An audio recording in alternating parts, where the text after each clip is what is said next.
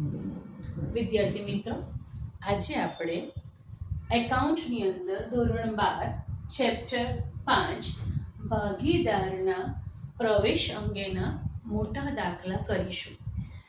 આની આગળની થિયરી આપણે અગાઉ ભણી ગયા છે. આજે આપણે મોટા દાખલા જે બોર્ડની અંદર તમને 8 માર્ક્સના પૂછાય છે એવા દાખલા શીખવાના છે. સ્વાધ્યાયનો દાખલો નંબર 8 આપણે ગણીશું.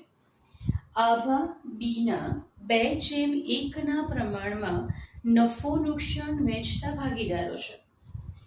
31/17 રોજનું તેમની પેઢીનું પાકું સરવૈયું નીચે મુજબ છે. મૂડી ખાતા આભા અને બીના આ બંને પેઢીના 2 જૂના ભાગીદારો છે. સામાન્ય અનામત આપણે આગળ શીખી ગયા તે પ્રમાણે સામાન્ય અનામત એ પેઢીની એકત્રિત થયેલો નફો કહેવાય. એટલે સામાન્ય અનામત આપણે જૂના ભાગીદારોને જૂના પ્રમાણમાં વહેંચી દેવાનું. તમે જોશો દાખલામાં તો જૂનું પ્રમાણ તમને આપ્યું છે 2:1. તો તમારે ચોપડીમાં સામાન્ય અનામતની બાજુમાં શું લખી દેવાનું છે? 2:1. એમાં તમે આભા અને બીનાને આ રકમ વહેંચી આપશો. આપણે આગળ શીખી ગયા એ પ્રમાણે સામાન્ય અનામત વહેંચીએ તો આમ નોંધ શું થાય? તો અનામતની જમા બાકી, ખાતું બંધ કરો એટલે સામાન્ય અનામત ખાતે ઉધાર 18,000, તે આભાના મૂડી ખાતે, તે બીનાના મૂડી ખાતે. આ દાખલામાં ચાલુ ખાતાનો ઉલ્લેખ નથી તો પછી આપણે માત્ર મૂડી ખાતે લખવાનું. 18,000 2:1 ડિવાઈડ કરશો તો 12,000 અને કેટલા આવશે? 6,000. ચલો ત્યાર પછી કારીગર વળતર અનામત. આ પણ પેઢીની શું છે? અનામત. તમારે જોવાનું, જો દાખલામાં કારીગર અકસ્માત વળતરનો દાવો આપેલો હોય તો તમારે એ પહેલાંમાંથી માઇનસ કરવો પડે. આપણે દાખલો જોઈ લઈએ તો આની અંદર અકસ્માત વળતરના દાવાની કોઈ હવાલો આપ્યો નથી. તો આ અનામત પણ આપણે ભાગીદારોને શું કરી આપીશું? વહેંચી દઈશું. આમ નોંધ શું થશે આની?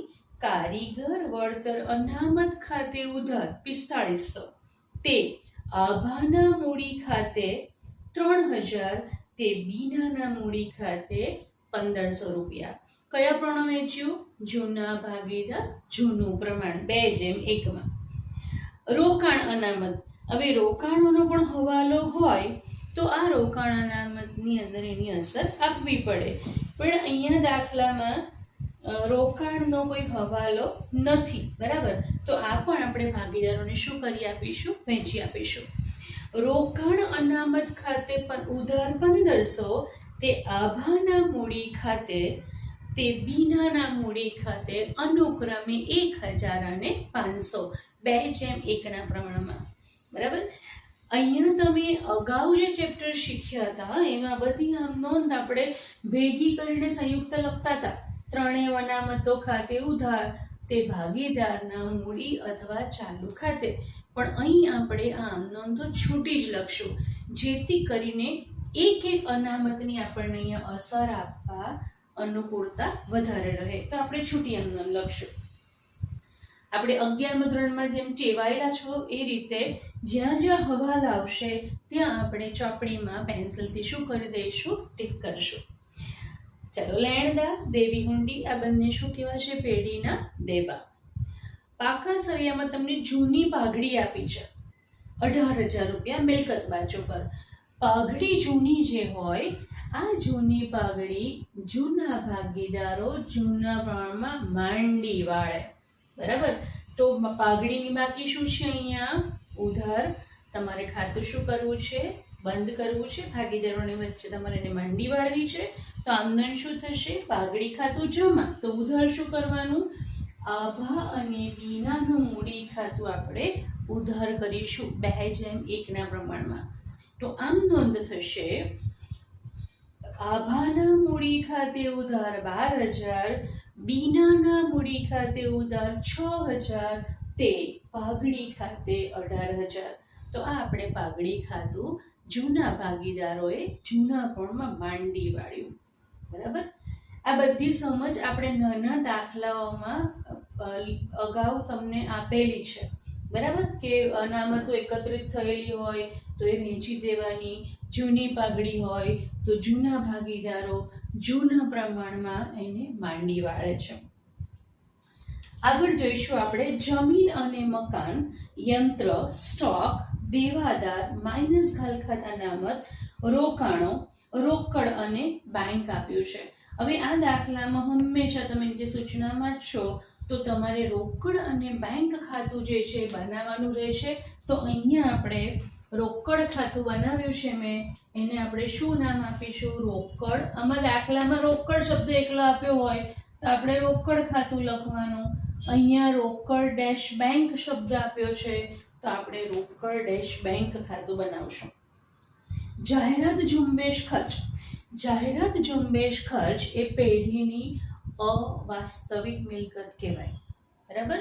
તો આ અવાસ્તવિક મિલકતો પણ જે છે, જ્યારે પણ નવા ભાગીદારને પ્રવેશ આપીએ છીએ આપણે, એ પહેલાં જૂના જે પણ એકત્રિત થયેલા દેવા હોય, બરાબર, એકત્રિત થયેલી ખોટ હોય અથવા તો જે પણ એકત્રિત આવા મોટા પાયા પરના ખર્ચા છે એ આપણે બધી જે પણ એન્ટ્રી છે એ જૂના ભાગીદારોના મૂડી ખાતે આપીને એની બાકી બધી બંધ કરી દેવી પડે. તો જાહેરાત ઝુંબેશ ખર્ચ જે 6000 છે એને પણ શું કરશે? ભાગીદારો માંડી વાળશે. તો શું આમનોંધ કરવી પડશે આપણે? આભાના મૂડી ખાતે ઉધાર 4000, બીનાના મૂડી ખાતે ઉધાર 2000, તે જાહેરાત ઝુંબેશ ખર્ચ ખાતે 6000. તો આ રીતે આપણે આમ નોંધો પણ લખવાની. જો પરીક્ષામાં તમને કીધું હોય કે આમ નોંધ લખો તો તમારે આ આમ નોંધો જે અત્યાર સુધી હું બોલી ગઈ એ ક્રમમાં તમારે લખવાની રહેશે. ઓકે, હવે જોઈશું આપણે. પહેલા આખો દાખલો વાંચી લઈએ, સમજી લઈએ, પછી હું બોર્ડ પર ગણાવું છું. 1/4/17 રોજ ઋષિલને નવા ભાગીદાર તરીકે ધંધામાં નીચેની શરતોએ તમે દાખલ કર્યો. એટલે દાખલો છે નવા ભાગીદારના પ્રવેશનો. આપણને ખબર છે કે જ્યારે પણ નવો ભાગીદાર ધંધામાં આવશે તો એ મૂડી લઈને આવશે, બરાબર? અને પાઘડી પણ ધંધામાં નવા ભાગીદારે લાવવાની હોય છે.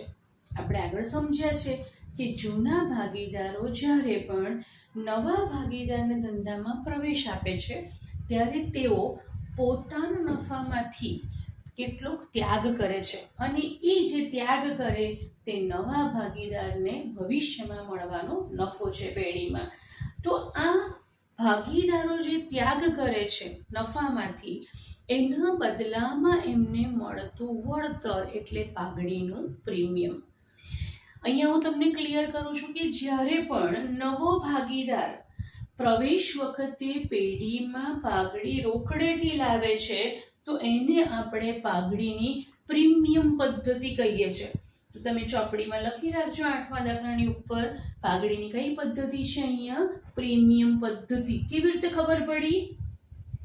તો લખ્યું છે અંદર કે ભાગીદાર 24000 પાઘડી પેટે રોકડા લાવશે.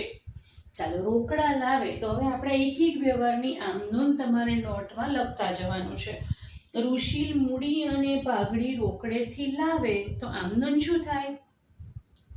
રોકડ ખાતે ઉધાર 1,24,000. જો આપણે સંયુક્ત આમ નોંધ લખીએ તો, બરાબર, તે ઋષિલના મૂડી ખાતે 1 લાખ, તે પાઘડીના પ્રીમિયમ ખાતે 24,000, બરાબર. તો આ પાઘડીની રકમ અને મૂડીની રકમ રોકડેથી લાવે છે એની આમ નોંધ થઈ ગઈ. હવે બીજી આમ નોંધ, આ જે પાઘડી છે એ કેશ લાવે છે, માટે આ પાઘડી કોણ વેચી લેશે? કોને આપી દેવાની? જૂના ભાગીદારોને. કયા પ્રમાણમાં? ત્યાગના પ્રમાણમાં. એટલે અહીંયા આપણે એક વર્કિંગ કરવું પડશે અને શું શોધવું પડશે? ત્યાગનું પ્રમાણ, બરાબર. અહીંયા હું અત્યારે વર્કિંગ પુનઃમૂલ્યાંકન ખાતાની અંદર કરું છું, પછી આપણે આગળ દાખલો કરીશું. તમારે દાખલાની નીચે વર્કિંગ કરવાનું છે. આપણે અત્યારે અહીંયા શોધીને બતાવું છું તમને ત્યાગનું પ્રમાણ, એટલે કે ભાગીદારોનો ત્યાગ. ત્યાગ શોધવો હોય તો આપણું સૂત્ર શું છે? ત્યાગ એટલે જૂનો ભાગ માઇનસ નવો ભાગ.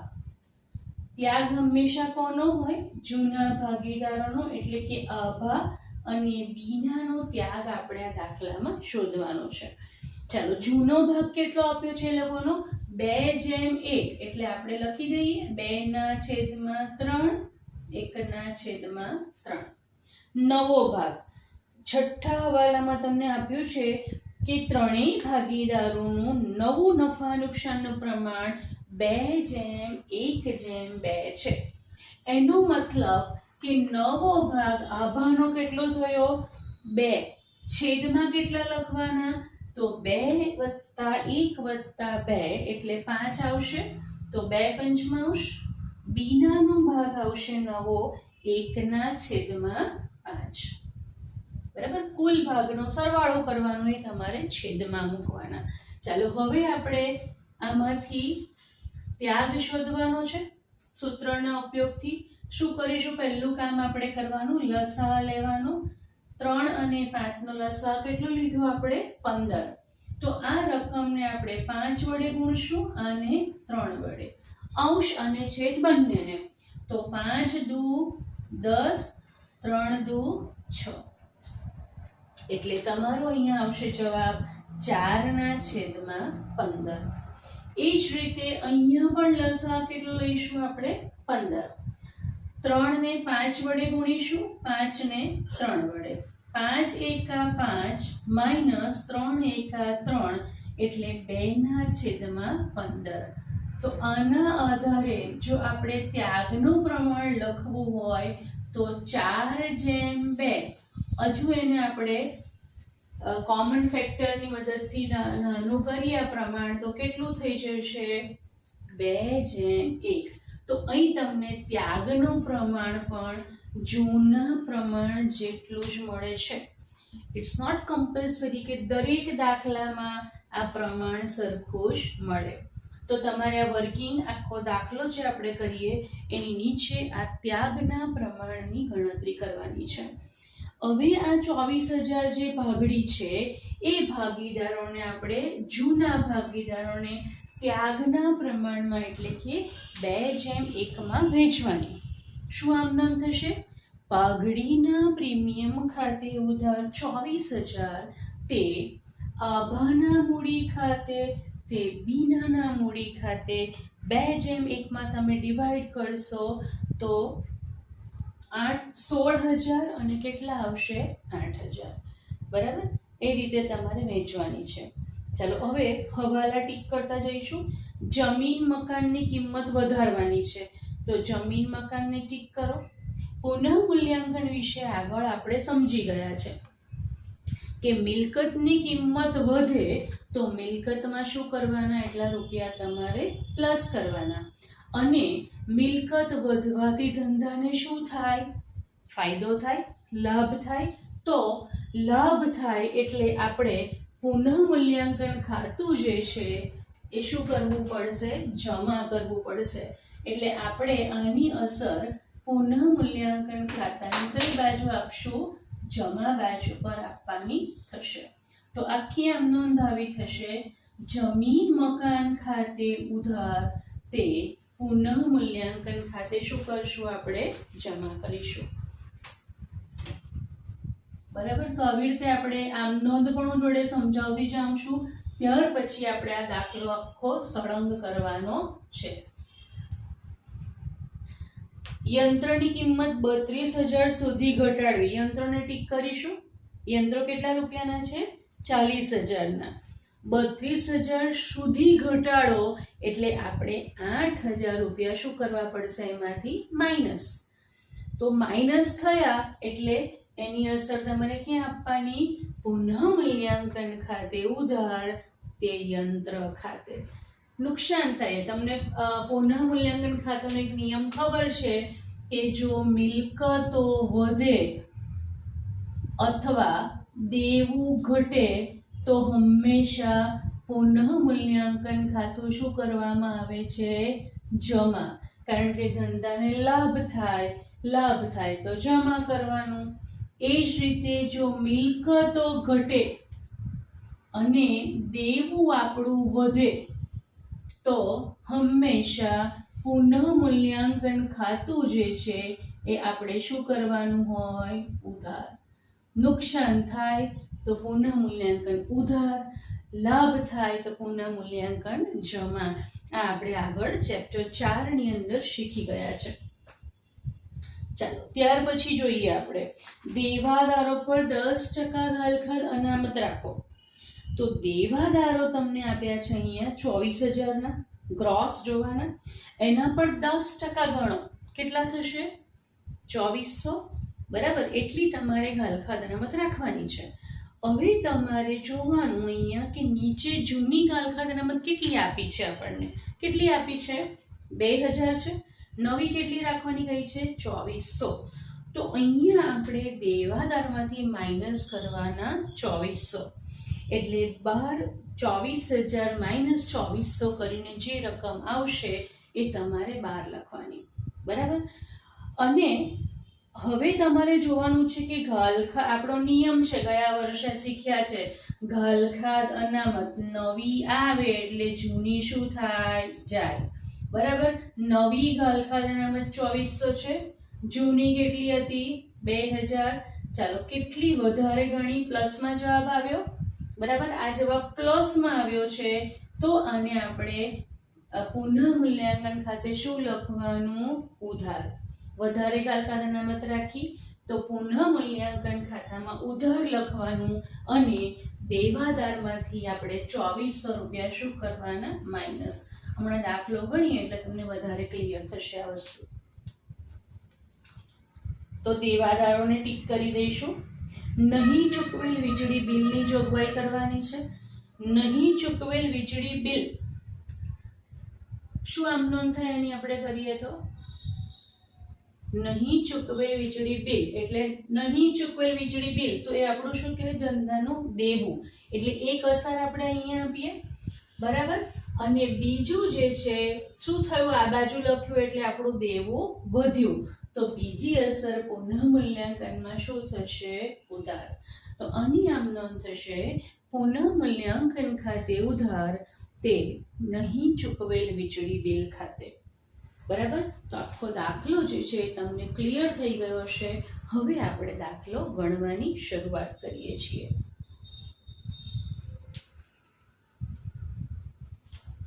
બરાબર. તો અહીંયા વાંચો, તમને શું કહ્યું છે આગળ? જરૂરી આમ નોંધ લખો.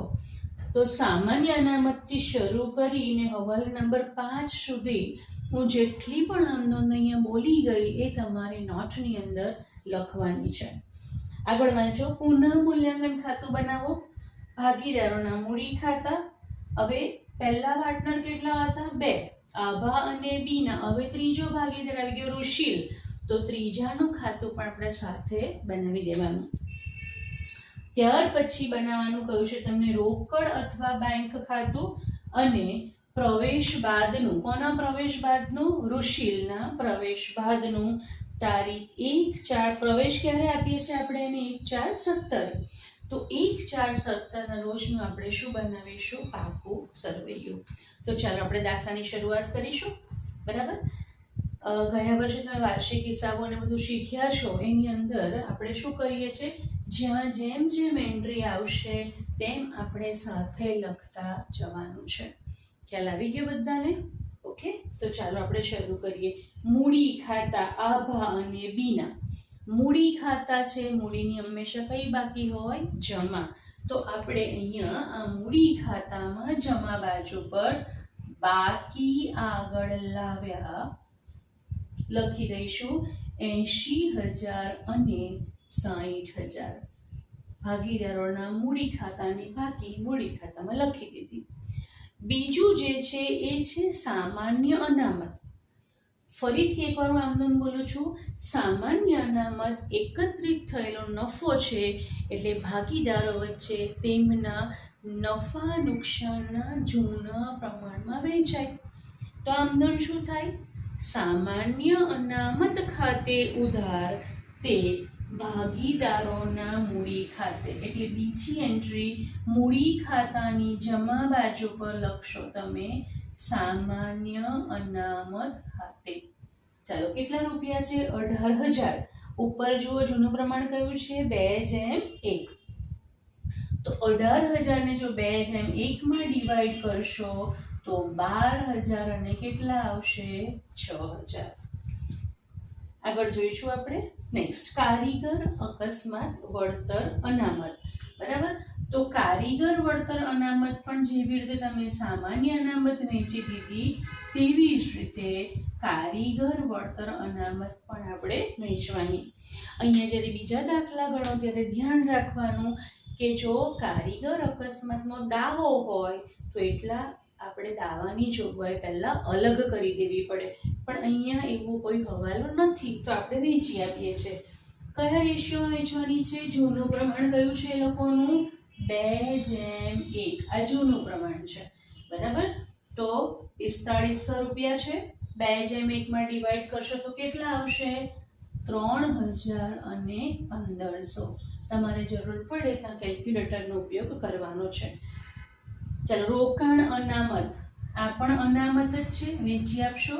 રોકાણ અનામત ખાતે કેટલા રૂપિયા આપેલા છે તમને? 1500 છે. બરાબર. 2:1 એટલે 3 વડે ભાગી નાખો તો 1,000 અને કેટલા આવશે? 500. ઓકે. હવે લેણદાર અને દેવી હુંડી. તમે જોયું તો આના પર અત્યારે આપણી પાસે કોઈ હવાલો નથી, અને નથી તો આપણે મૂડી માટે જગ્યા રાખી અને લેણદારોને સીધા આઉટર કોલમમાં લખી દઈશું 28,000. દેવી હુંડી જે છે એ પણ દેવા બાજુ પર લખી દીધી આપણે 12,000. હવાલો હોય તો તમારે ઇનર કોલમમાં લખવાનું, નહીં તો સીધું બહાર લખવાનું. ચાલો, પાઘડી. પાઘડી કેટલા રૂપિયા આપેલી છે આપણને? 18,000. કઈ બાજુ આપી છે? મિલકત બાજુ. કઈ બાકી કહેવાય એની? ઉધાર. તો આપણે શું કરવાનું? એને ભાગીદારોના મૂડી ખાતામાં ઉધાર બાજુ એને માંડી વાળવાની. તો પાઘડી ખાતે 18,000 રૂપિયા. 2:1 જૂના ભાગીદાર, જૂનું પ્રમાણ એટલે કેટલું આપશે? 12,000 અને 6,000. ચાલો, ત્યાર પછી જોઈશું આપણે આગળ જમીન, મકાન, યંત્રો. હવે જેમાં પણ હવાલો હોય તે તમારે ક્યાં લખવાનું? ઇનર કોલમમાં. તો જમીન, મકાન ઇનર કોલમમાં 72,000. આપણે ગયા વર્ષની પ્રેક્ટિસ પ્રમાણે જ્યાં હવાલો ત્યાં એક લીટી શું કરવાની? આપણે છોડી દઈશું. ચાલો, ત્યાર પછી યંત્રો ઇનર કોલમમાં લખવાના છે 40,000. એક લાઈન છોડી દેવાની. સ્ટોક. સ્ટોકને તમે કોઈ ટીક નથી કરી, હવાલો નથી, હવાલો નહીં હોય તો એને તમારે ક્યાં લખી દેવાનો? સીધો આઉટર કોલમમાં 36,000. દેવાદારો. દેવાદારોની રકમ તમને આપી છે 24,000, જેના પર હવાલો છે એટલે જૂની ગાલખાત અનામત હમણાં આપણે લખવાની નહીં. ચાલો, ત્યાર પછી રોકાણો. રોકાણો જે છે એ સીધા તમારે આઉટર કોલમમાં લખી દેવાના 8,000, કારણ કે એના પર કોઈ હવાલો નથી.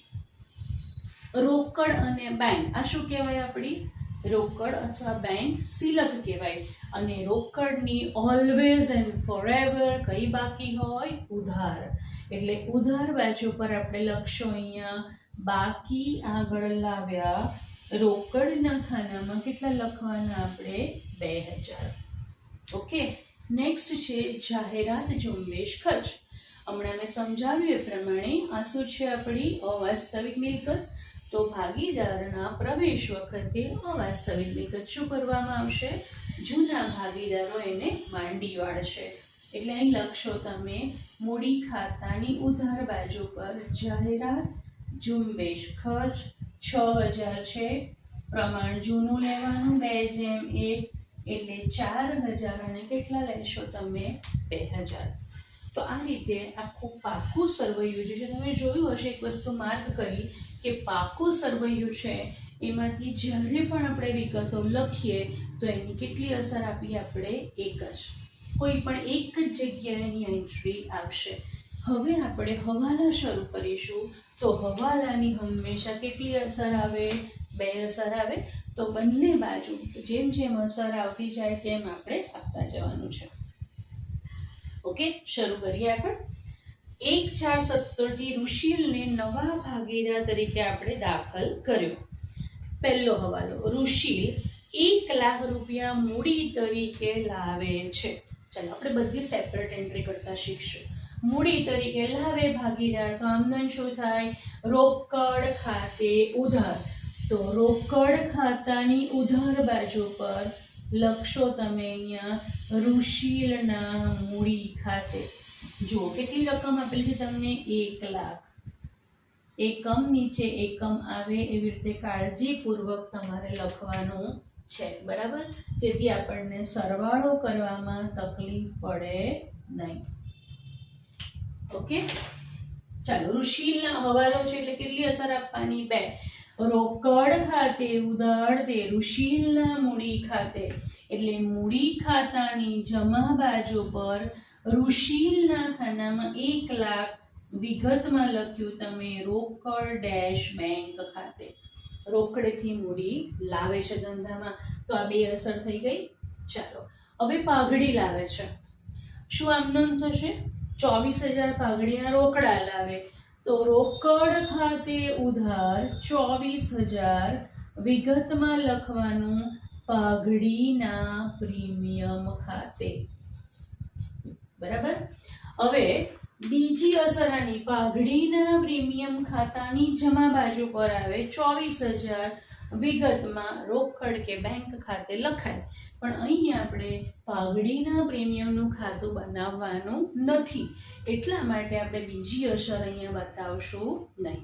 ચાલો હવે આ જે પાઘડી ભાગીદાર રોકડેથી લઈ આવ્યો એ શું કરે છે? જૂના ભાગીદારો કયા પ્રમાણે વેચે છે? ત્યાગના પ્રમાણમાં. અને હમણાં આપણે આગળ જે વર્કિંગ કર્યું એમાં તમે શોધી કાઢ્યું છે કે ત્યાગનું પ્રમાણ પણ કેટલું આવેલું છે તમારું? 2:1. જૂના પ્રમાણ જેટલું જ મળ્યું છે આપણને. તો આ જે પાઘડી છે આ હંમેશા યાદ રાખવાનું. પ્રવેશના ચેપ્ટરમાં જ્યારે પણ પ્રીમિયમથી પાઘડી આવે, કોઈ પણ મેથડ હોય પાઘડીની, એ પાઘડી ભાગીદારો વચ્ચે ત્યાગના પ્રમાણમાં જ વેચાય. બરાબર? તો હવે આપણે બીજી એન્ટ્રી કરશું. પાઘડીના પ્રીમિયમ ખાતે ઉધાર. હમણાં મેં કહ્યું એ પ્રમાણે પાઘડીના પ્રીમિયમનું ખાતું આપણી પાસે નથી બનાવેલું, તો આપણે એ અસર આપવાની રહેશે નહીં. સો કન્ટિન્યુ.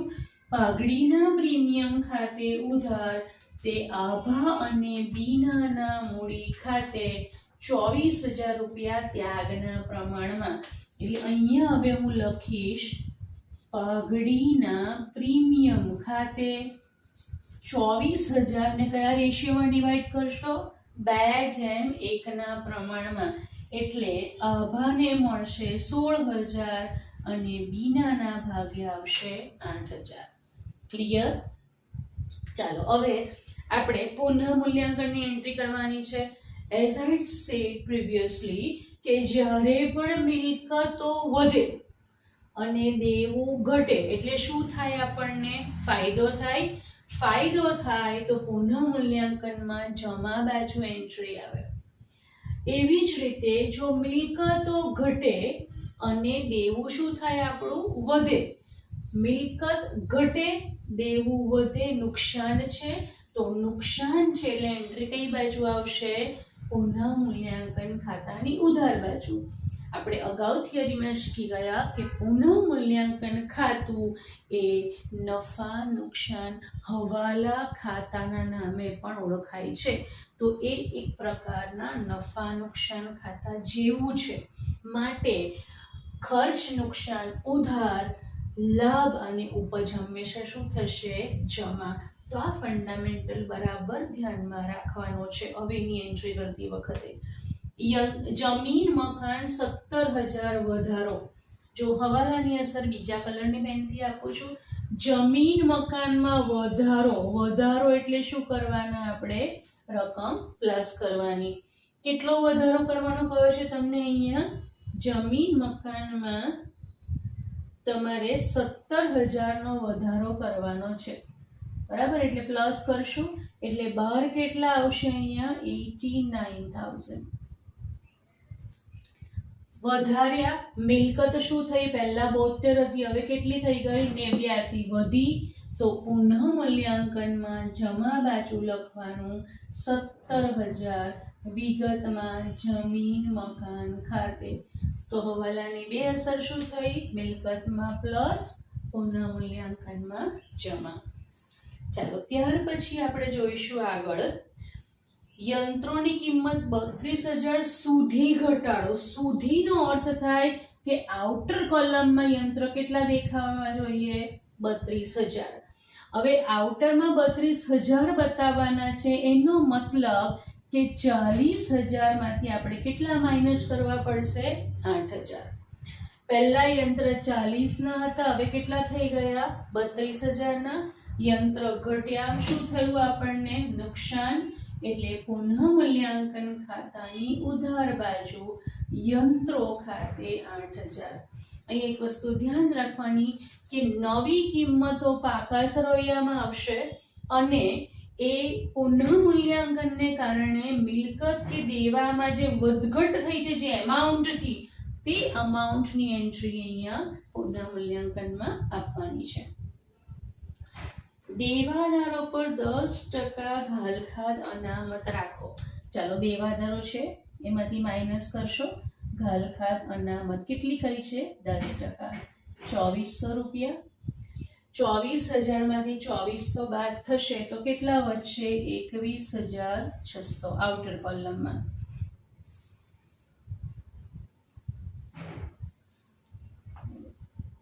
ઓકે, ચાલો બીજી અસર. અહીંયા શું ધ્યાનમાં રાખવાનું? જૂની ઘાલખાદ અનામત દાખલામાં 2,000 હતી, તો અહીંયા આપણે એક પ્રેક્ટિસ પાડીશું. ઘાલખાદ અનામત ખાતે અહીંયા લખવાનું જૂની માઇનસ, સોરી, આપણો નિયમ શું છે? નવી આવે તો જૂની જાય. શું? ઘાલખાદ અનામત. તો નવી આપણે ગણી કેટલી? 2,400.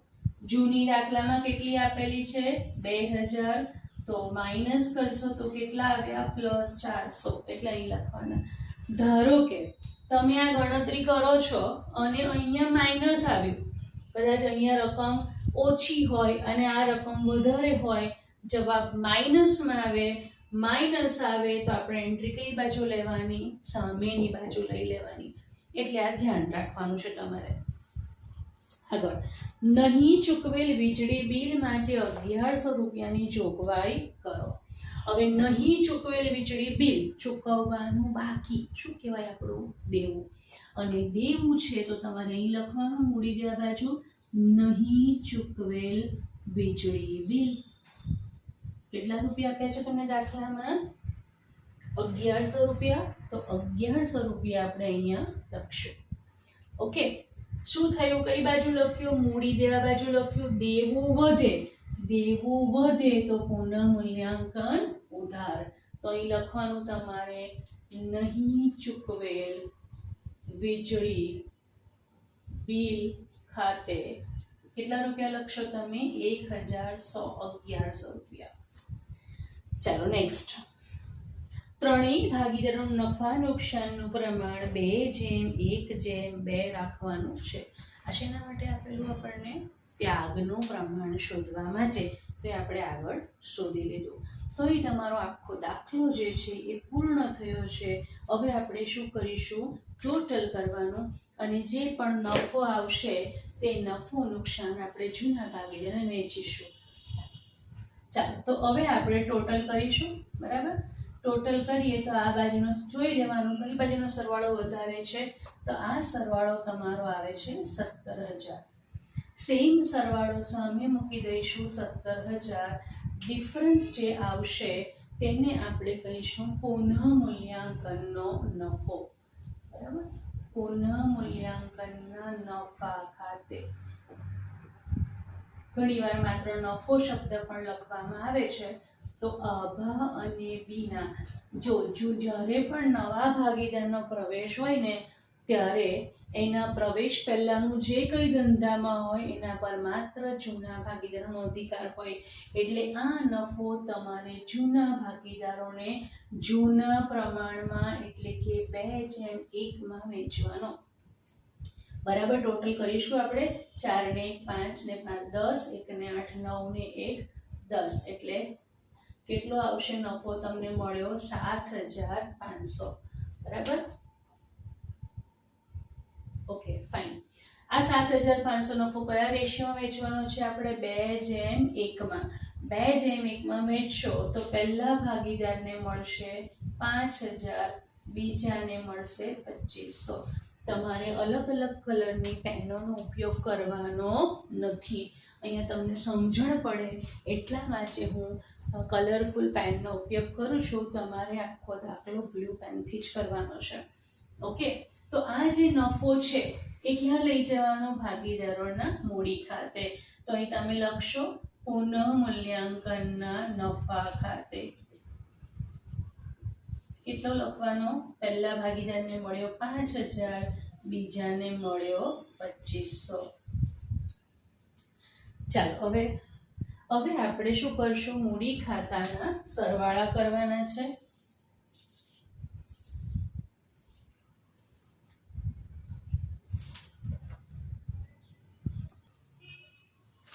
ચાલો હવે આપણે શું કરવાનું? અહીંયા નફો લખી દીધો. બરાબર. 5,000 અને 2,500.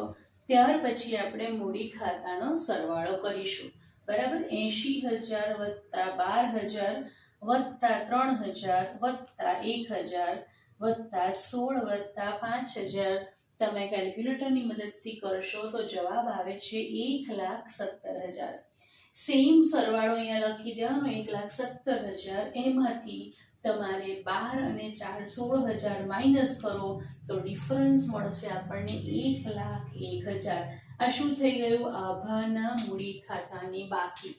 તો અહીંયા આપણે લખશું મૂડી ખાતા.